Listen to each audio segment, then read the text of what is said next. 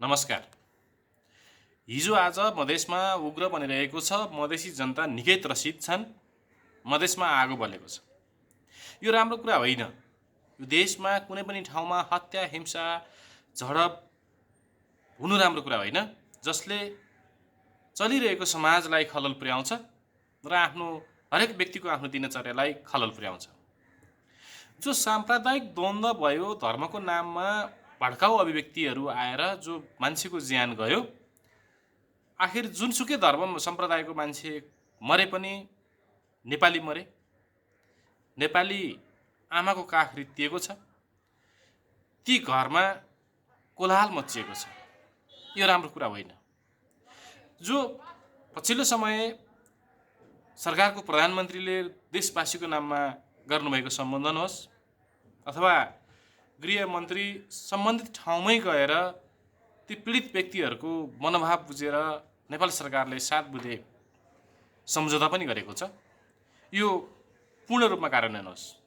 र नेपाल सरकारलाई म अनुरोध गर्न चाहन्छु, केही समय पहिले जो गोकुल बास्कोटा सूचना तथा सञ्चार मन्त्री रहँदै गर्दाखेरि सामाजिक सञ्जाल तथा सञ्चार माध्यमहरूलाई नियमन गर्ने एउटा कानुन ल्याउन खोजिएको थियो, जसको चर्को विरोधको बावजुद रोकिएको थियो।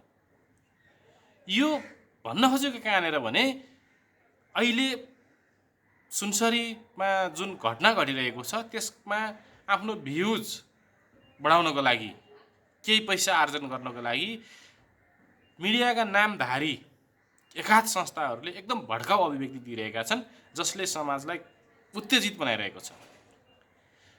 ठुला बनिने मिडियाहरू पनि छन्। यो एक नितान्त गलत छ। मिडिया भइसके पछाडि मिडियाले गर्नुपर्ने कर्म के हो, के गर्नुपर्ने हो, त्यो स्पष्ट मापदण्ड तुरुन्त लिएर आइयोस्, नेपाल सरकारसँग अनुरोध।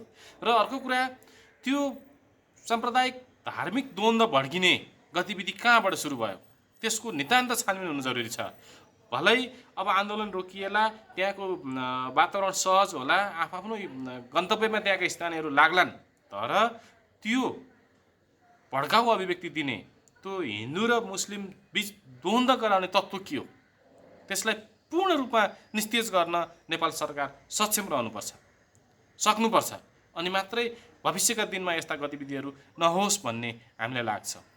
र अर्को कुरा, रोहिङ्गालाई नेपाली नागरिकता प्रदान गरिएको छ र जब त्यो रोहिङ्गा नागरिकहरू चाहिँ नेपालको नागरिक भइसके पछाडि मधेसमा चाहिँ खलल पुग्ने काम भइरहेको छ, अशान्ति भइरहेको छ भन्ने कुराहरू पनि आइरहेको छ।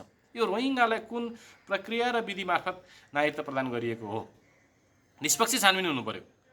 जो हाम्रो देशमा आएर नेपाली जनताको लागि उनीहरूले खलल पैदा गर्छन् र धार्मिक द्वन्द्व बढाउँछन्। धर्म भनेको मन्द विष हो। म पनि कुनै धर्म मान्छु होला, तर धर्म भनेको धारण गर्ने मात्रै कुरा हो, एउटा मनलाई बाँधेर राख्ने कुरा मात्रै हो धर्म भन्ने। यति कुरा बुझ्दा हुन्छ आम नेपाली नागरिकले जस्तो लाग्छ। र धर्मको नाममा जुन भड्काउ अभिव्यक्तिहरू आउँछ, विभिन्न किसिमका चाहिँ हत्या हिंसामा उन्मुख हुन्छन्, त्यसले गलत बाटो रोज्छ। त्यो नितान्त रूपमा गलत हुन्छ।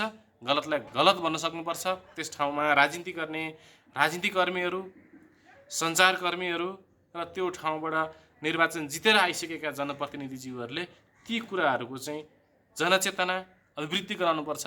धर्म भन्ने खासमा केही पनि होइन, एउटा माध्यम मात्रै हो। धर्मले हामीलाई पाल्दैन।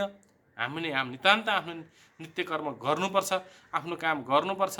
आफ्नो काम गरेर अरूलाई राम्रो भावले हेर्नु नै सबैभन्दा ठुलो धर्म हो, मानव धर्म हो भन्ने खालको शिक्षा त्यहाँ आवश्यक छ।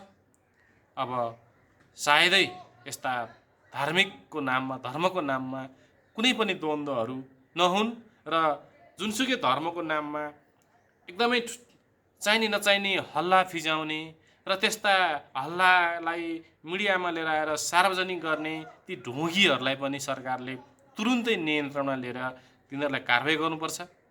विभिन्न किसिमका ढोंगी बाबा माताहरूका कुराहरू पनि आइरहेको छ। तिनीहरूले जीव पाल्ने भन्दा केही काम गरेका छैनन्। तिनीहरूका जीवन र जीवन पद्धति हेर्ने हो भने हाम्रोभन्दा निरीह छ। त्यसैले यो धर्मले यस्तो गर्छ, उस्तो गर्छ, तेरो धर्मले यस्तो गर्छ, मेरो धर्मले यस्तो गर्छ, म यहाँको माता, म यहाँको भक्त भन्ने खालका चाहिँ ती नचाहिने बकवास कुराहरूलाई पनि राज्यले चाहिँ निस्तेज गर्नुपर्छ, तिनीहरूलाई छिटोभन्दा छिटो कारबाहीको दायरामा ल्याउनुपर्छ र राज्यले एउटा सशक्त भूमिका निर्वाह गरोस् भन्ने मेरो पूर्ण कामना छ। धन्यवाद।